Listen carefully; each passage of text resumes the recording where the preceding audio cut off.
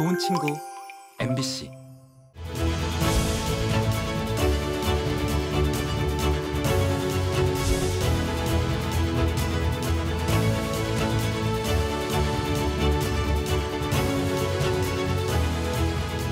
솔루션을 제시하고 그 솔루션을 부산 이니셔티브라는 걸 통해서 직접 실천하는 그런 걸 보여주는 데에서는 제가 보기엔 타의 추종을 불허했다고 봅니다.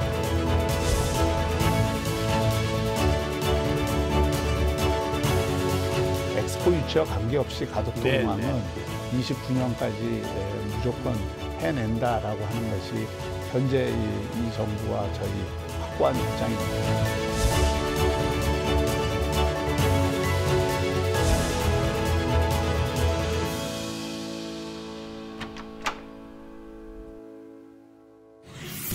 여러분 안녕하십니까? 시사포커스인 조경건입니다. 민선 8기 1년이 지났습니다.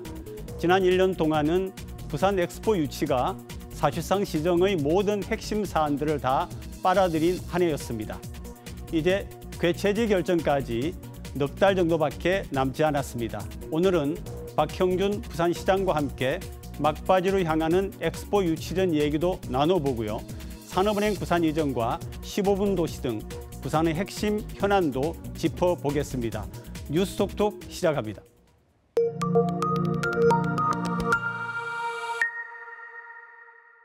뉴스톡톡 오늘은 박형준 부산시장 스튜디오에 모셨습니다. 시장님 안녕하세요. 안녕하세요. 네, 반갑습니다. 네, 반갑습니다. 네. 시장님 민선 8기 이제 1년이 됐고요. 그다음에 7기의 보선까지 합치면 2년 3개월이시지 않습니까? 네. 소회 한 말씀 듣고 시작하겠습니다. 네, 민선 8기 1년 됐지만 제가 느끼는 시간은 한 3, 4년 된 것 같습니다. 굉장히 바쁘게 뛰었고 또 일들도 여기저기 많은 일들이 있었고 또 그런 만큼 좀 보람도 있었던 시간입니다. 그러니까 얼마 전에 시민단체와 모임을 가지신 걸로 아는데요. 이제 거기서 나온 얘기가 엑스포 유치를 비롯해서 부산 도약을 위한 그런 노력은 인정을 하는데 민생 현안을 챙기는 점에 있어서는 조금 부족하지 않았나 이런 지적이 있었다고 들었습니다. 네, 어떻게 생각해요? 제가 지금 그 부산의 미래와 관련해서 갖고 있는 생각은 두 가지 축입니다. 네. 하나는 부산을 글로벌 허브 도시로 이번에 반드시 좀 만들어야 되겠다는 것이고, 다른 하나는 제가 다시 태어나도 살고 싶은 부산이라는 캐치프레이즈를 내걸었습니다마는 결국 도시 경영의 목적은 우리 부산 시민들이 행복하게 살고, 부산 시민들이 행복하다 그래야 많은 사람들이 부산에 와서 살고 싶고 또 머무르고 싶고 하는 것입니다. 그래서 삶의 질을 높이는 일이 제일 중요하고요. 그 삶의 질의 가장 중심적인 것이 역시 민생. 일 수밖에 없습니다. 그래서 제가 쓰고 있는 정책들의 사실 가장 큰 핵심은 삶의 질을 높이고 민생을 부양하고 또 아이들 키우기 좋은 도시를 만들고 청년들이 희망이 있는 도시를 만들고 또 이 중년층이나 이 노년층이 정말 부산에 사는 것이 다른 어느 데 사는 것보다 좋다 하는 느낌이 들도록 하는 게 제 가장 중요한 목표고요. 그것을 위한 많은 정책을 써왔습니다. 출산에서도 우리 지금 부산시가 가장 많이 지원을 하고 있고 또 이 1세까지 그 영영아반이라 그러는데 그 이전에는 이 3명을 한 선생님이 돌봤는데 저희가 이제 2명당 1명 보는 정책으로 전체적으로 바꿨고 보육에 있어서 급식비도 저희가 대폭 상승을 했고 또 다자녀 가정을 기존에는 3명 기준으로 했는데 이제 2명으로 바꿔서 거기에 따른 여러 가지 지원 정책을 쓰고 있고요. 무엇보다도 이제 청년 정책 같은 경우에도 청년이 빠져나가는 게 가장 큰 문제였거든요. 가장 인구 유실이 많죠. 그래서 그 청년들을 머물게 하고 청년들이 이곳에서 이 터전을 잡을 수 있도록 하기 위해서 신혼부부들한테 전세 자금을 2억까지 무이자 대출을 해준다든지 또 이 그 일자리 창출을 위해서 지산학 협력을 대폭 강화하고 그 전국에서 우리 지산학 정책이 모범적인 정책이 될 수 있도록 지금 추진을 하고 있고 뭐 여러 가지 그 기업 유치라든지 좋은 일자리 만들기 위한 것 또 이 그 문화적인 혜택을 주기 위한 것 이런 정책을 쓴 결과인지는 모르겠습니다만 청년층 나가는 속도가 확 줄었어요. 지금. 네, 그래서 금년에 이제 제가 들어오기 전에 2만 명까지 유출이 되다가 지금은 한 6천 명 정도로 줄었고 내년쯤에는 저희가 이제 유출과 유입이 거의 비슷한 수준으로 되지 않을까 하는 기대를 갖고 지금 정책을 쓰고 있습니다. 2030 엑스포 하면 이제 뭐 부산의 이슈가 아니고 사실 전국적인 이슈가 됐습니다. 네네. 아마 거기 파리에 다녀오셔가지고 지금 얼마 안 되시는 걸 아는데 현지 분위기 어땠습니까? 현지 분위기는 한마디로 좋았다, 매우 좋았다 이렇게 말씀드릴 수 있고 역대 엑스포 경쟁 과정 가운데에서 이번이 아마 제일 치열할 겁니다. 예, 상대도 워낙 강적들이고 사우디나 로마, 이탈리아나 로마 리드사가 다 이 강한 힘을 갖고 있고 이번 프레젠테이션을 통해서 대한민국이 인류 문명이 가야 될 길을 가장 명확하게 밝히면서 동시에 단순히 뭐 이게 당위로서만 그런 것을 하는 것이 아니라 그걸 어떻게 해결하겠다라고 하는 그 솔루션을 제시하고 그 솔루션을 부산 이니셔티브라는 걸 통해서 직접 실천하는 그런 걸 보여주는 그 데에서는 뭐 제가 보기엔 타의 추종을 불허했다고 봅니다. 그 사우디 같은 경우에는 이 엑스포를 열면은 이 많은 공사를 할 수 있으니까 많은 돈을 벌 수 있다는 식의 그 홍보를 했지만 우리는 그 나라 한 나라 특히 발전도상국들이 엑스포가 열리면 소외되는 것이 아니라 발전도상국들이 갖고 있는 문제를 구체적으로 협의를 하고 또 협력을 해서 해결책을 만들어서 그 해결책을 전시하는 그래서 발전도상국들이 모두 참여하는 엑스포를 만들고 각국이 또 인류가 처해 있는 문제를 해결하는 엑스포로 만들겠다. 그런 솔루션 플랫폼이라고 하는 우리의 비전 제시가 상당한 저는 호응을 이끌어내고 있다고 생각을 하고요. 그러니까 유치 가능성이 높다 한마디로 이렇게 이제 보시는 거죠. 지금은 뭐 정직하게 얘기하면은 5대5 싸움이라고 얘기를 하는 게 좋을 것 같고요. 그러니까 거기서부터 출발해야 우리가 최선을 다하면은 결국은 60대 40의 싸움으로 만들 수 있다 하는 거고 이런 자신감을 이번에 파리 현지에서의 여러 가지 활동을 통해서 얻은 게 가장 큰 성과고 앞으로는 그런 이 실사나 또 이 프레젠테이션에서 한국이 가진 그 우위를 실질적인 득표를 통해서 이제 확인을 해가는 과정이 남아 있습니다. 저는 지금부터 대한민국 원팀이 최선을 다하는 것이 가장 중요하고 그렇게 한다면 우리가 희망적인 결과를 볼 수 있지 않을까. 방금 말씀하신 부분에 이제 11월 최종 결선 투표까지 어떤 부분에 집중하실 계획이십니까라고 한번 좀 묻고 싶었는데 대답을 이미 하신 겁니까? 아니면 좀 보완을 좀 해주시겠습니까? 좀 보완을 드리자면 결국 한국과 사우디, 이탈리아가 1차 라운드에서는 3분의 1을 얻는 나라가 나오기는 지금 어려울 것 같고요. 아마 그럴 것 같습니다. 2차 라운드에서 이제 3등표를 누가 흡수하느냐 하는데 이 승부가 갈릴 걸로 봅니다. 그런 전략도 이제 가지신다는 그런 얘기가 되겠네요. 그래서 1차 라운드에서 지지를 받을 나라, 2차 라운드에서 지지를 받을 나라를 전략적으로 저희가 구분을 해서 2차 라운드에 지지를 받기 위한 노력도 병행해서 지금 하고 있습니다. 네, 우리 부산 시민들 같은 경우에는 사실 엑스포에 대한 기대가 엑스포 그 자체에도 있고 또 이게 돼야만이 가덕 신공항이 흔들리지 않고 건설될 수 있다 이렇게 생각을 하고 있거든요. 그래서 시민들의 한 마음 속에는 마음의 한켠에는 만약의 경우에 가덕 신공항 그 자체에 대하여서 사업의 재검토 가능성이 생길 건가 이걸 좀 우려를 하고 있습니다. 저는 그렇게 생각하지 않습니다. 우리가 이미 유치 과정을 통해서 부산은 많은 것을 얻고 있습니다. 가덕도 공항을 조기 개항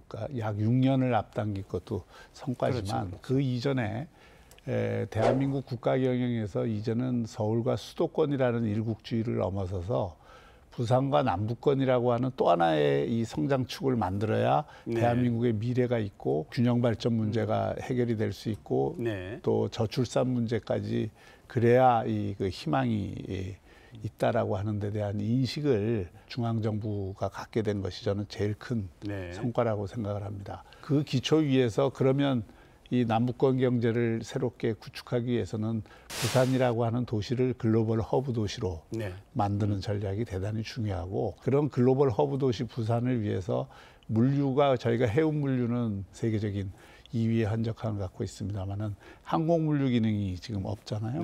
그리고 그 항공 물류 기능을 보완해 주는 게 대단히 중요하고, 그런 물류 기능을 갖는 공항을 한 해라도 빨리 갖는 것이 지금 저희가 말하는 그런 새로운 성장축을 만드는 것, 시간을 확 앞당길 수 있다, 이렇게 보고 있는 거거든요. 그래서 엑스포 유치와 관계없이 가덕도 공항은 29년까지 무조건 해낸다라고 하는 것이 현재 이 정부와 저희 확고한 입장입니다. 그래서 그런 부분들을 차질 없이 이루어 갈 것이고요. 또 산업은행 이전도 그런 차원에서 추진이 되고 있다, 이렇게 말씀을 드릴 수 있고, 산업은행 이전도 이제 법률 개정 문제가 남아 있습니다만은 그 외에 모든 이전의 원칙이나 방향은 거의 정해져 있기 때문에 어떻게 하면 하루라도 이제 좀 빨리 일이 진행이 될 수 있게 하느냐 하는 과제만 남아 있는 거죠. 그러니까 대략적으로 뭐 언제쯤 오는 걸로 예상을 할 수 있을까요? 아무래도 이제 여기에 또 이 본사가 이전을 하려면 그 거기에 걸맞는 사무실과 건물이 또 필요하고요. 아무래도 뭐 그런 건물이 지어질 때까지 시간 동안에 이전이 이루어질 거라고 생각을 합니다.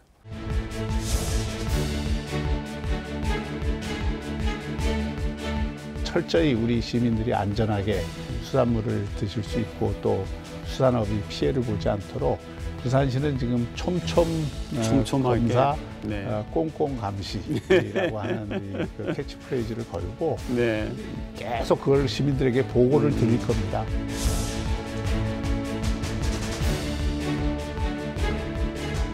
좋은 일자리가 있고 여기에 희망이 있다 그러면은 그런 부산에서 오히려 공기 좋고 살기 좋은 곳에서 취업을 하는 것이 좋다, 또 그런 기회가 열리고 있다. 일본 원전이 드디어 이제 30년에 걸쳐서 133만 톤 방류를 뭐 다음 달부터 이러면 한다는 얘기가 있는데, 우리 부산시도 대책을 가지고 계신 거죠? 국민들의 우려와 그 심려를 또 수산업계의 불안을 저희가 잘 알고 있고, 그런 면에서 이제 오염수 방류에 대해서는 탐탁치 않은 입장을 계속 내왔는데, 이것은 사실은 국제사회에서 이거를 어떻게 받아들이느냐 하는 문제의 결과에 따라서 이루어지는 사안이라서 저희가 반대를 한다고 해서 방류가 안 되는 건 아니거든요. 그래서 이제 방류 이후에 문제가 없도록 하는데 저희가 모든 정책에 초점을 두고 있고, 또 지금 잘 아시는 것처럼 이미 이게 너무 과장되거나 불안을 증폭시키는 괴담들이 많아서 그런 것들은 전혀 아니다. 실제로 저희가 몇 년 전부터 부산 해역에 이 방사선 검사를 굉장히 강화해서 하고 있고, 그 지역도 넓혀놓고 있고, 또 횟수도 강화하고 있고, 또 기준도 우리가 갖고 있는 기준이 미국의 기준보다도 10배 높은 기준을 갖고 합니다. 그런데 지난 몇 년 동안에 한 번도 우려될 수 있는 그 기준을 넘는 방사선이 검출된 적이 없고요. 이미 그 후쿠시마 원전 폭발했을 때 오염수가 굉장히 방류가 됐었는데, 그때도 이 한국의 바다에는 아무런 영향이 없었습니다. 지금 이제 그 방류가 된다 하더라도 EA에서 이미 국제적인 검증을 통해서 한국에는 영향이 없다는 것이 어느 정도 밝혀졌기 때문에 저희는 이제 그 철저히 우리 시민들이 안전하게 수산물을 드실 수 있고, 또 수산업이 피해를 보지 않도록 부산시는 지금 검사, 꼼꼼 감시라고 하는 그 캐치프레이즈를 걸고 계속 그걸 시민들에게 보고를 드릴 겁니다. 그래서 이제 앞으로 전광판에도 저희가 그 방사능에 대한 저희가 수산물도 검역을 해서 그걸 조사를 하고요. 바닷물도 조사를 하고 다 해서 그것을 전광판에도 놓고, 또 뭐 오존 농도나 뭐 미세먼지 그런 것처럼 또 우리 저 횟집에도 다 그런 거를 비치하도록 만들고, 그래서 거기에 이상 징후가 조금이라도 있으면은 시민들에게 바로 알려서 대처할 수 있도록 할 것이니까 걱정하지 마시고 우리 맛있는 수산물을 드셔도 되겠다 이런 말씀드립니다. 그리고 15분 도시 사업이 정부 빅데이터 실정 사업에 선정이 됐다고 하더라고요. 그러면 가속이부터 갈 수 있습니까? 예, 그렇습니다. 그 이제 국토부에서 요즘 제가 조금 보람 있게 생각하는 거는 부산시의 정책들이 중앙정부 정책으로 채택되는 경우들이 지금 많이 생기고 있습니다. 교육부가 하고 있는 라이즈 정책도 우리 부산시가 했던 지산학 정책을 그 모델로 해서 지금 하고 있는 것이고요. 지금 말씀하신 15분 도시 정책도 우리가 이제 이게 그 시행을 하니까 국토부에서 굉장히 관심 있게 보고 이걸 전국화하는 것이 좋겠다는 걸 갖고 있습니다. 저는 이렇게 생각합니다. 우리가 다시 태어나도 살고 싶은 부산을 만들려면 15분 도시의 핵심은 무슨 시설을 많이 갖다 놓겠다는 것보다도 우리가 사는 이 부산 지역에서 좋은 관계를 갖는 공동체를 회복하는 그게 핵심입니다. 아이들은 아이들끼리, 어른은 어른끼리 또 이 그 지역 내에서 다양한 형태의 만남의 장이 형성되고 또 그러면서 같이 향유하고 같이 교류하고 그러면서 좋은 관계를 갖는 그런 터전들이 많이 생기는 게 중요합니다. 왜냐하면 모든 불행의 씨앗은 관계의 파괴에서 옵니다.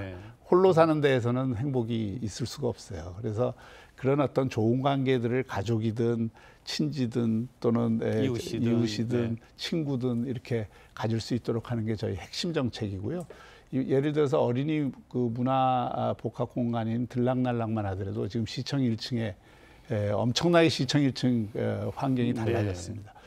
굉장히 많이 오고 어른과 아이들이 함께 즐기고 어린아이들 입장에서는 디지털 문화체험부터 교육까지 언어 교육을 비롯해서 다양한 교육까지 다양한 그 디지털 컨텐츠와 직접 선생님들의 도움으로 하고 어른들도 아이들하고 같이 즐길 수 있는 그런 아날로그와 디지털이 함께 결합한 공간입니다. 지금 이거는 저희가 1년 동안 운영해 본 결과 지금 이미 수십만이 이용을 하고 있고 저희가 이거를 전 지역에 300개까지 늘리려고 하기 때문에 그것이 일종의 15분 도시의 앵커 시설이 될 겁니다. 또 이 생활체육 시설들을 저희가 촘촘히 그 구축을 해서 생활체육 천국 도시를 만들려고 하는 것도 같은 취지입니다. 운동은 혼자 하는 게 아니잖아요. 여러 사람하고 어울려서 더 재밌죠. 그리고 동호회를 통해서 자기 건강도 돌보고 이 관계도 또 만들고 이렇게 하는 거거든요. 그래서 그런 것들을 이제 곳곳에 하고 그리고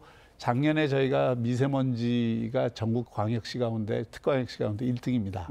미세먼지가 없다는 건 그만큼 맑은 공기를 쐴 수 있는 도시를 만들고 있다는 증거고요. 더 맑은 공기를 쐴 수 있도록 하고 또 가까운 곳에 공원이나 함께 이렇게 걸을 수 있는 공간들을 많이 만들고 이렇게 하는 게 15분 도시 취지입니다. 또 찾아가는 의료버스 정책을 통해서 저희가 병원에 가기 힘든 분들을 최고첨단 의료 장비를 싣고 지금 다니고 있거든요. 이것도 세계 최초로 저희가 지금 시도를 하고 있는 겁니다. 의료 빅데이터하고 연결을 해서 나중에는 의료 산업에도 도움이 되게 하는 시스템인데요. 이런 것들도 이제 다른 데에서 많이 지금 관심을 갖고 전국적으로도 저희가 이제 전국 정책으로 만들 수 있는 정책이라고 생각하고요. 말씀 중에 지산학 말씀이 나왔거든요. 이게 뭐냐면 처음에 이제 그 시장으로 나서셨을 때부터 산학협력을 강조를 하셨어요. 대학 같은 경우에. 그러니까 우리 부산에 있는 대학이 어떤 특정 분야의 인재를 길러낼 수 있고 거기에 대한 산업이 육성이 되면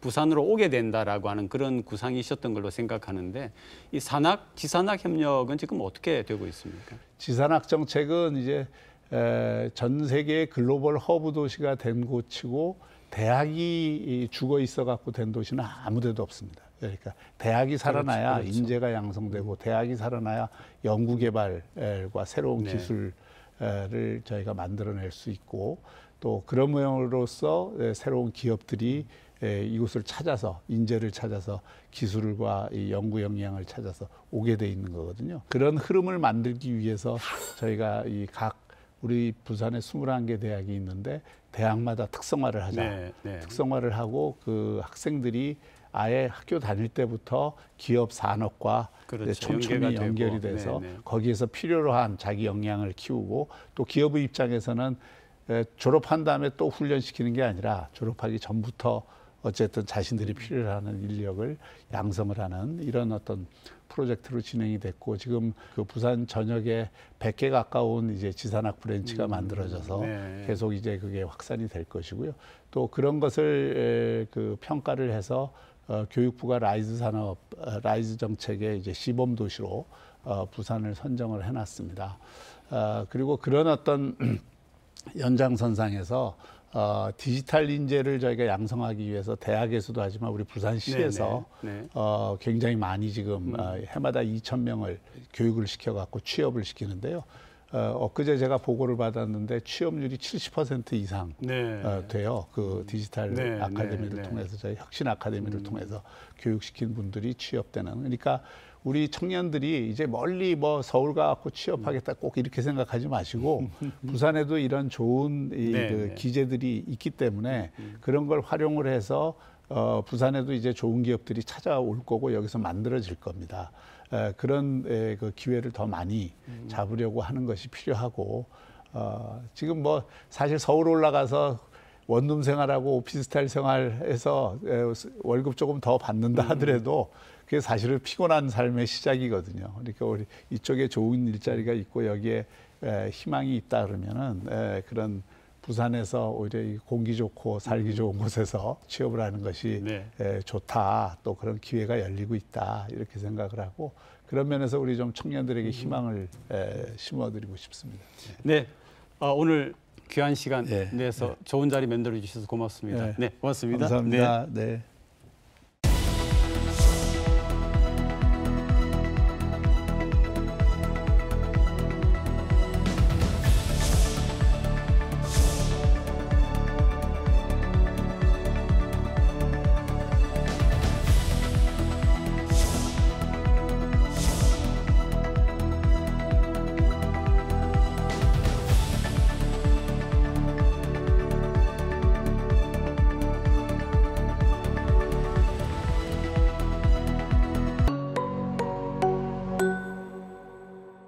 한 주간 주요 뉴스를 분석해드리는 뉴스앤 이슈. 오늘도 부산시의회 서전 의원, 이준호 의원 두 분 함께하십니다. 어서 오시죠. 네. 국제원자력기구 IAEA가 일본의 후쿠시마 오염수 방류 계획에 대한 최종 보고서를 공개했습니다. 예상하고 우려했던 대로 오염수 방류에는 문제가 없다는 겁니다. 이제 방류가 기정사실화되면서 반대 목소리도 커지고 있습니다. 라파엘 그로시 국제원자력기구 IAEA 사무총장이 기시다 후미오 일본 총리에게 한 문서 파일을 건넵니다. 일본 정부의 후쿠시마 제1원전 오염수 방류 계획을 종합적으로 평가한 IAEA의 최종 보고서입니다. The best science and the neutral assessment from a purely scientific way of the plans. 최종 보고서를 열어보기 전 기시다 총리는 안전하지 않다면 방류는 없다고 자신했습니다. 140쪽짜리 최종 보고서의 결론은 예상대로 방류는 안전하다였습니다. IAEA는 후쿠시마 오염수 방류 계획이 국제안전기준에 부합한다며 오염수의 방류가 사람과 환경에 미치는 방사능 영향은 미미할 것이라고 밝혔습니다. 전국 순회 투쟁단은 일본 영사관을 비롯해 부산 곳곳에서 오염수 투기 저지 퍼포먼스를 이어갔습니다. 해양 투기 반대한다. 오염수 방류가 초읽기에 들어가면서 시민의 불안감은 더 높아졌습니다. 지금부터도 솔직히 꺼려지는 입장인데 그 방류를 한다면 더 못 먹을 것 같아요. 경남 남해에선 어민 700여 명이 삶의 터전인 포구에 집결했습니다. 원전 오염수 해양 방류 당장 중단하라. 영업 손실에 대한 피해 보상이나 특별법 제정 같은 실질적인 대책이 필요하다는 주장입니다.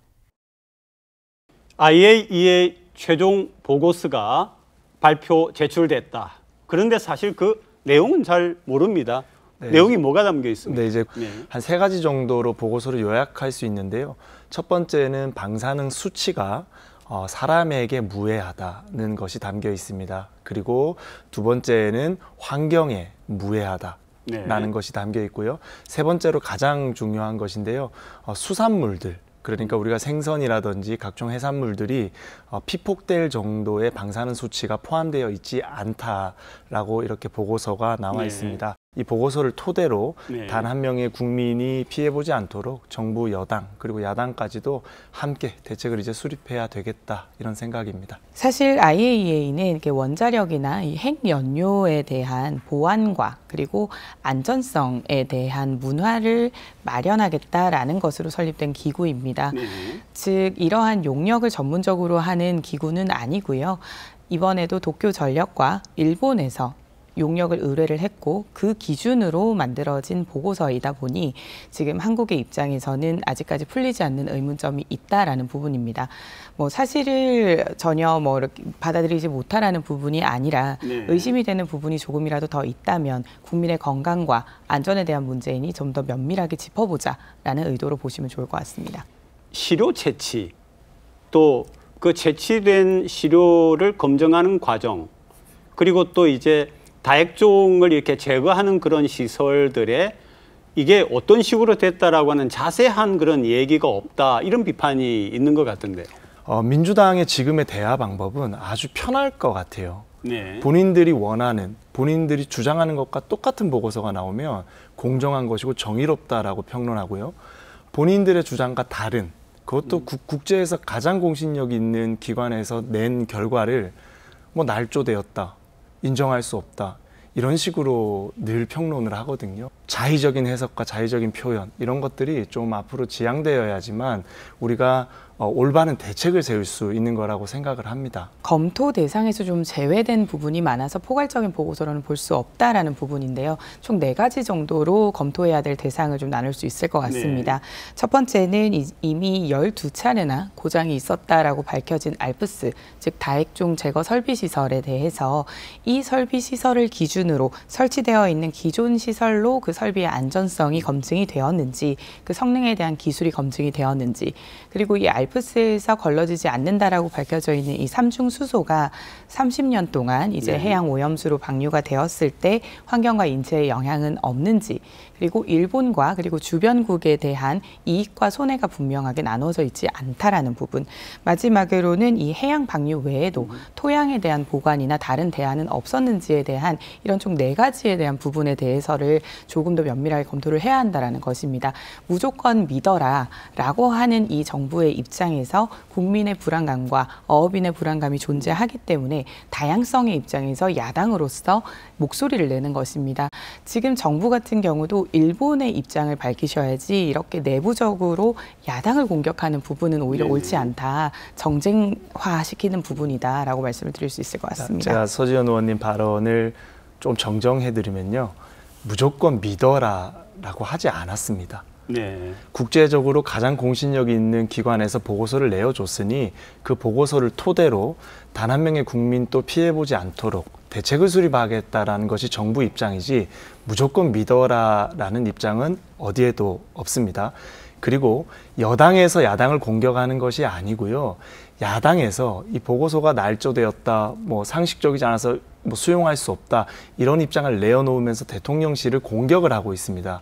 그 공격에 대한 방어고 피드백일 뿐이지 여당이 먼저 나서서 야당을 공격한 적은 없습니다. 야당의 입장이나 시민들, 국민들의 입장은 명쾌합니다. 대통령께서 일본에 아직까지 우리 국민들이 불안해하는 부분이 있으니 이 부분에 대한 것을 해소하고 그때 방류를 결정을 해도 늦지 않다. 지금은 방류가 전제된 채로 움직이지 말아달라라는 메시지가 명확하게 나오기를 바라는 것입니다. 부산 수산업계에 대한 타격이 대단히 클 것 같은데 부산시는 뭐 어떤 대책을 가지고 있습니까? 방사능 수치를 지속적으로 스크린할 것이고요. 방사능이 기준치 이상으로 포함되어 있는 수산물은 절대 시민들께 제공되지 않도록 하는 것이 행정과 정치의 역할이기 때문에 최선을 다할 겁니다. 그래서 부산시에서도 추후 대책을 계속 내놓을 예정이기 때문에 지켜봐 주시면 될 것 같고요. 그리고 우리 보고서를 통해서도 알 수 있듯이 과학적으로 지금 안전하다는 것이 사실 일반적인 기류입니다. 여기에 야당에서 정말 광우병 사태나 사드 사태처럼 또 다른 음모론, 이런 선동을 시작하게 되면 시민들께서 더 많이 불안해지세요. 그 불안이 가중되면 결국에 무너지는 것은 우리 어민이고 수산업계 종사자들입니다. 그래서 저는 과학을 베이스로 제발 좀 이성적인 대화를 하기를 좀 기대합니다. 부산시에서 이번 3월에 수산업 관계자들을 대상으로 해서 이제 수산식품가공업체 20개 곳에 마케팅 비용에 대한 3천만 원에 대한 지원 공고를 낸 적이 있었습니다. 근데 이 지원 공고를 낼 때 원전 방사능 해양 방출 결정이나 방류 시기에 따라서 소비자 불안감 해소를 위한 마케팅을 촉진하는 사업이었습니다. 방류가 전제가 된 사업이라는 부분에서도 유감을 표하고 이 부분에 대해서 모니터링과 관리를 하지 않고 위험에 대한 부분을 불안감을 해소하기 위해서 마케팅을 하라라는 이 방향 자체도 굉장히 잘못된 부분입니다. 우리 과거 문재인 정권에서도 방류를 전제로 우리 사업들을 기획을 했습니다. 그리고 그 사업들을 윤 정부에서 사실은 동일한 기조로 이어받아서 지금 후쿠시마 이 오염수에 대한 대책을 세우고 또 진행하고 있는 상황입니다. 여야가 바뀌었다고 해서 태도가 바뀌는 것, 저는 국민들께서 신뢰하실 수 없는 행동이라고 생각하거든요. 반복해서 말씀을 드리지만 결국은 정부 여당이 이제 국민들의 삶의 터전을 지키는 메시지가 분명하게 나와야 하는 것이다. 그래서 그 일본이 지금 계속해서 수산물에 대한 것도 이미 EU 같은 경우에는 후쿠시마 수산물의 수입에 대해서도 강력하게 제한을 했고 우리나라도 제한을 할 것이다라고 발표를 했습니다.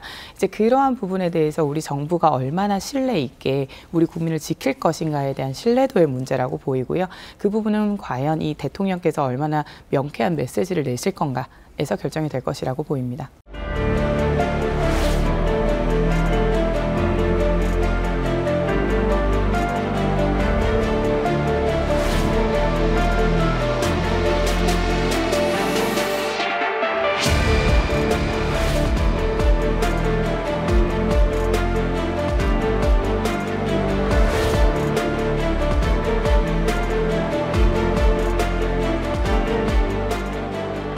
지자체는 지금 예산이 워낙 좀 한정적이기 때문에 그 효과를 내기가 힘듭니다. 그래서 국가의 해수부에 우리 계속해서 저희 지원을 하고 있습니다.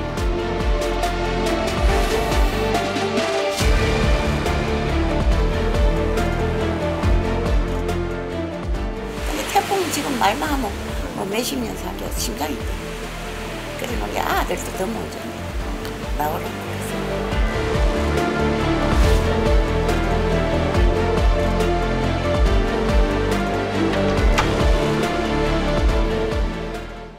해마다 해수욕장 개장 시기를 앞두고 백사장에 모래 채우는 모습 한 번쯤 보셨을 겁니다. 이를 위해 지난 10년간 162억 원의 모래 예산이 쓰였다고 합니다. 해안가 침식이 매년 반복되지만 밑빠진 해변에 모래 붓기가 아닌지 근본적인 해법 찾기가 쉽지 않습니다. 해수욕장에 이렇게 모래를 갖다 넣는 거는 해수욕장으로서의 기능을 제대로 하기 위한 것도 있고 또 해일 같은 그런 자연재해에 대비하기 위한 것도 있는데 양빈 사업이라고 하는 거 외에는 방법이 없는 겁니까? 네, 사실은 양빈 사업 이외에도 방법은 많습니다. 우리가 흔히 제시되는 방법론이 방파제를 설치하는 것. 방파제. 네. 네. 그리고 우리가 기후변화를 미리 예측하고 모래가 소실되지 않도록 구조물을 설치하는 것 등을 예로 들 수 있는데요. 하지만 방파제를 설치하는 것이 또 다른 문제를 불러일으킬 수 있습니다. 도시 미관을 저해하기도 하고 심각한 자연재해가 발생했을 때 방파제가 오히려 또 독이 되는 경우도 발생을 하거든요. 대부분의 사업은 소읽기 전에 외양간 고치는 것이 가장 현명한 방법이지만 이 모래 유실을 발생시키는 1등 요인이 태풍입니다. 해외에서는 사이클론이나 토네이도 같은 아주 대형급 자연재해가 일어나면 해수욕장 하나의 모래가 다 사라지는 경우도 존재하거든요. 우리나라 같은 경우도 매미와 사라 때 모래 유실이 가장 많았습니다. 그렇기 때문에 밑빠진 독에 물붓기라는 지적이 있지만 양빈 사업이 가장 합리적인 대책인 것은 사실입니다. 구조물을 설치하는 경우도 A의 해변의 침식을 막기 위해 구조물을 설치했다가 B시에 있는 해변이 오히려 침수 위해가 더 많아진다든지 그런 경우도 있습니다.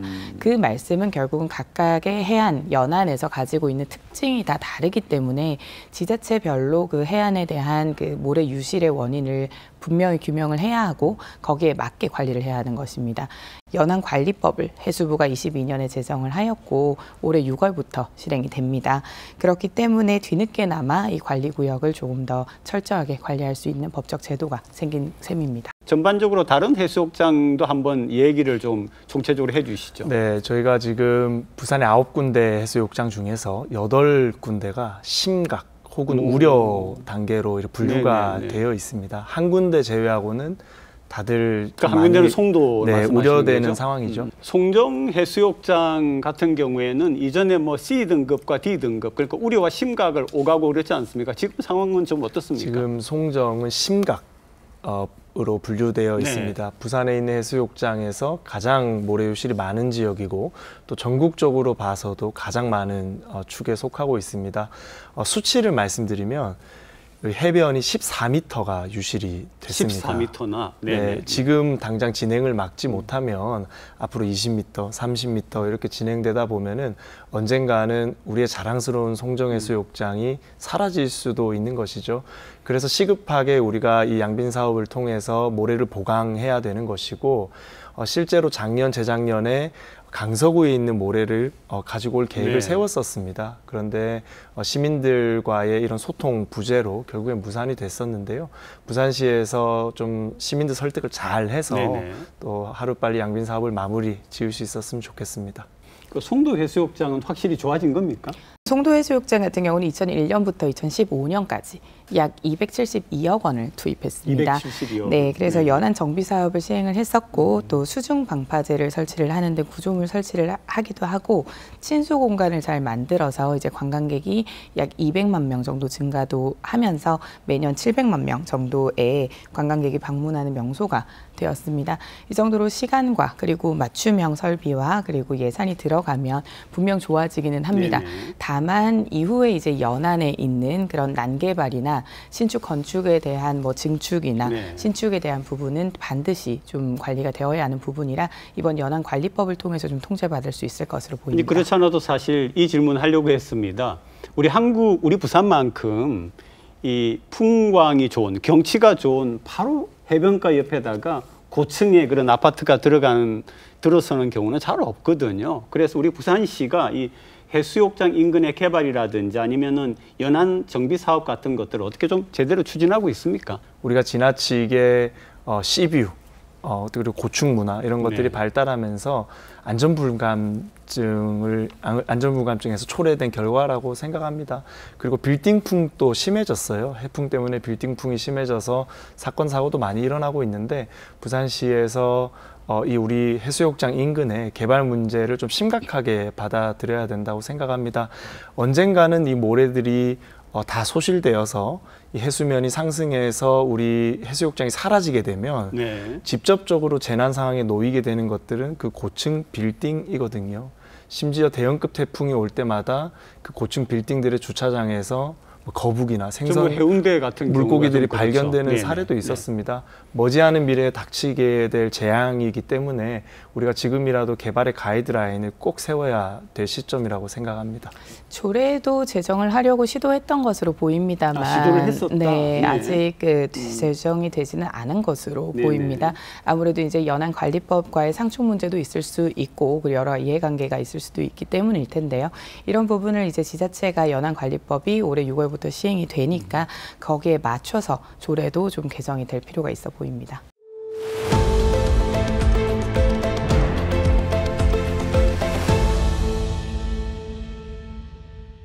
지난 2019년 발생한 아영이 사건 기억하시죠? 산부인과 병원 신생아실에서 간호사의 학대로 의식불명에 빠졌던 아영이가 결국 3년 8개월 만에 숨을 거뒀습니다. 아영이는 장기 기증으로 4명에게 새 생명을 선물했지만 아동학대 실태는 여전히 달라진 게 없습니다. 고 아영 양이 하늘나라로 떠났습니다. 지난 2019년 10월 태어난 지 5일 만에 간호사 학대로 두개골이 골절돼 의식불명 상태에 빠진 지 3년 8개월 만입니다. 가족들은 아영이의 심장과 신장, 간, 그리고 폐를 기증하기로 결정했습니다. 4명에게 새 생명을 선물한 겁니다. 작은 몸에 갇혀서 힘들었는데 이제 자유롭게 하늘을 날아다녔으면 좋겠다. 어떤 다른 사람 몸에서라도 좀 더 삶을 이어나갔으면 좋겠다. 가족들은 제2, 제3의 아영이가 나오지 않기를 바라고 있습니다. 하지만 법과 제도는 미비합니다. 가해 간호사는 지난 5월 대법원에서 아동학대 혐의로 징역 6년형을 확정받았고 아영이 사건으로 촉발됐던 신생아실 CCTV 의무화 논의는 20대 국회가 끝나면서 법안이 자동 폐기된 상태입니다. 아동학대 뉴스가 매일같이 나오다시피 굉장히 자주 지금 나오고 있는데요. 그래서 시민들이 굉장히 이렇게 공분에 차 있으십니다. 그래서 보완책으로 신생아실에 CCTV를 설치하자라고 하는 그런 게 있었는데 결국은 그런 의무화가 무산됐다고 이야기를 하더라고요. 네, 이제 그 신생아실 CCTV 의무화 문제는 여러 가지의 이데올로기들이 부딪히는 사업입니다. 이게 무슨 말이냐면요. 우리가 정부에서 보조금이나 기금을 주는 기관은 정부에서 어느 정도 규제를 하고 정부에서 강제할 수가 있습니다. 예를 들면 어린이집이나 유치원 같은 경우에는 정부에 출연된 돈을 바탕으로, 예산을 바탕으로 운영되기 때문에 정부에서 어느 정도 규제를 할 수가 있는 것이죠. 하지만 산부인과 신생아실 같은 경우는 지극히 개인의 사업장입니다. 그렇죠, 그렇죠. 그렇기 때문에 정부에서 일괄적으로 개인의 사업장에 대해서 규제를 하는 것은 개인의 자유의지에도 위배가 된다라는 지적이 있었어요. 그래서 개인의 자유의지 위배, 그리고 우리 신생아들의 또 보호, 이 아젠더들이 강하게 부딪히는 그런 상황 속에 20대 국회에서 결국에는 제정이 못 되었었습니다. 하지만 저는 이 건 같은 경우는 꼭 정치권에서 해내야 되는 사업이라고 생각해요. 그래서 우리 국회의원들께서 지금 열심히 하고 계시지만 정쟁에 몰두하기보다는 좀 이런 문제에 좀 두 팔 벗고 나서서 빨리 좀 해결해 주면 좋겠다라는 간절한 바람입니다. 네, 신생아실 말고 그 전에 왜 그 어린이집에서도 이런 학대가 있어가지고 그때도 CCTV 설치 문제가 있지 않았습니까? 어떻게 지금 이거하고 연계성 말씀을 해주시죠. 네, 이제 아동 학대에 대한 부분을 좀 예방하고 그리고 잘 단속할 수 있도록 그런 CCTV에 대한 니즈는 계속해서 있는 상황입니다. 그래서 유치원이나 어린이집 같이 공공기관 같은 경우에는 이제 설치가 되어 있는 부분도 있고, 공공기관이기 때문에. 하지만 사실 이번 수술실 같은 경우도 CCTV가 의무화되지 않겠습니까? 의료법이 좀 개정이 되면서 이번 9월부터 의무화가 되는데요. 충분히 아동 학대에 대한 예방을 위해서 모자보건법의 이런 신생아실 CCTV 같은 경우는 충분히 개정이 가능하다라고 보입니다. 다만 지금 여야에서 지금 그런 시도가 이루어지고 있지는 않은 것으로 보여서요. 조금 더 관심을 가지고 상정한다면 충분히 통과될 수 있을 것으로 보입니다. 지금 그리고 또 다른 좀 쟁점이 있더라고요. 그게 뭐냐면은 출생 미신고 아동. 부산에만 지금 30건인데 그중에 18건은 소재를 확인 중에 있고요. 한 건은 수사가 진행되고 있다고 합니다. 내용이 뭡니까? 이 아동 미신고는요. 아동복지법에서 방임행위에 해당되는 방임죄가 되겠네요. 위법입니다. 이거는 법을 어기고 처벌받는 것이기 때문에 우리가 심각하게 받아들여야 될 문제입니다.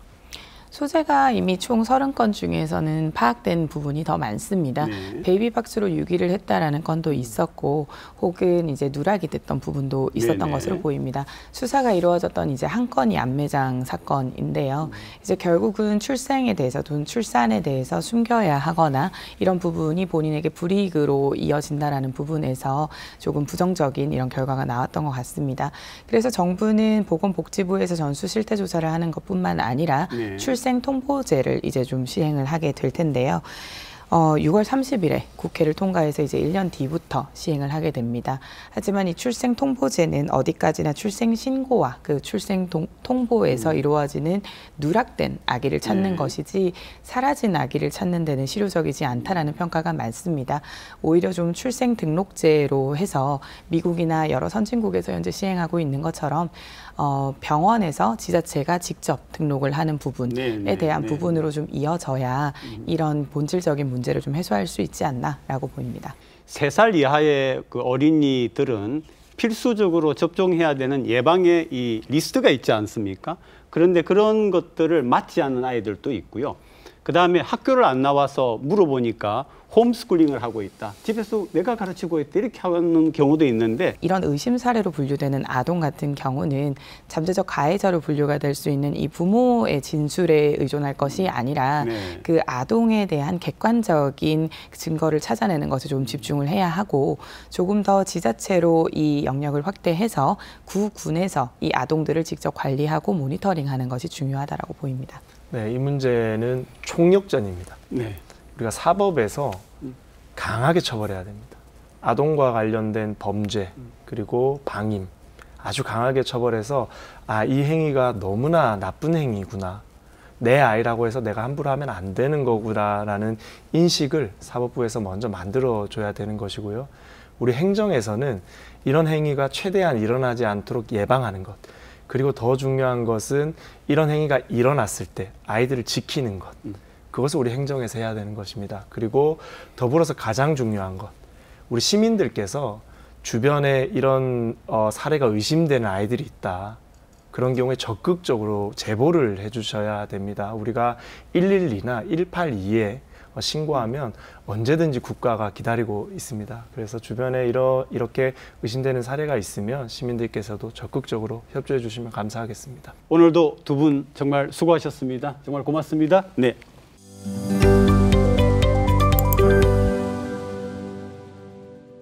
옛 부산시장 관사인 열린행사장에 대한 리모델링 공사가 이번 달부터 시작됩니다. 수영구 남천동 열린행사장은 내년 5월 다목적 토론공간과 업무회의실, 야외 정원, 카페 등을 갖춘 복합문화공간으로 재탄생해 시민들에게 개방됩니다. 옛 시장 관사는 지난 1985년 고 김중업 건축가의 설계로 지어졌습니다. 부산 소비자 물가 상승률이 21개월 만에 2%대로 둔화됐습니다. 동남지방통계청에 따르면 지난달 부산 소비자 물가 지수는 2.8% 상승해 지난 4월 3.7%, 5월 3.4%로 두 달 연속 3%대로 줄어든 데 이어 2021년 9월 이후 21개월 만에 2%대로 내려갔습니다.